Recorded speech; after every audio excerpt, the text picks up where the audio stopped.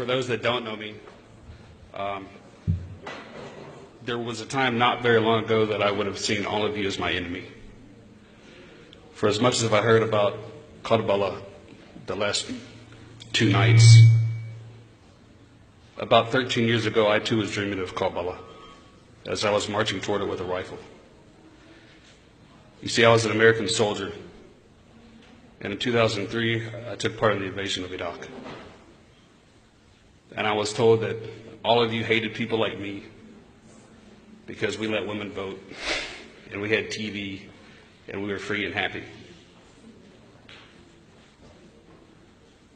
And in 4 tours overseas, the more I experienced, the more I learned that that's the most ridiculous thing I've ever heard in my life. And the truth is, people just don't like their doors being kicked open at 3 o'clock in the morning. 10 years ago would have been no different than that. 3 years ago, I was sitting in prison. My 4th tour overseas was my 3rd trip to Afghanistan, working for a little company some of you probably have heard of, Blackwater. And that was the first time in my entire life that I actually had to face sobriety. And sobriety brings clarity.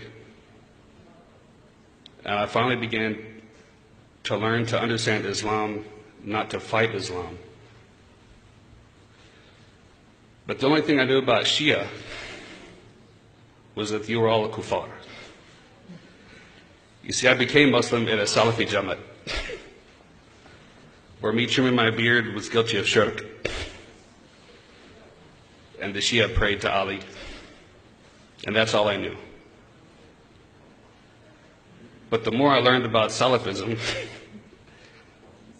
the more I learned that I really didn't know anything at all.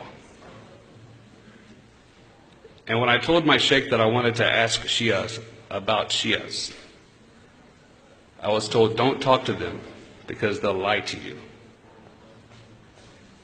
And it made me think of when I talked to my pastor about asking Muslims about Muslims. And he said, don't talk to them, they'll lie to you.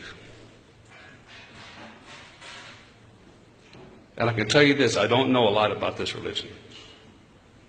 Every day I'm learning more.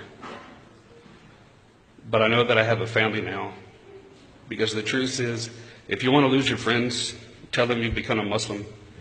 If you want to gain some enemies, tell your Muslim friends that you become Shia.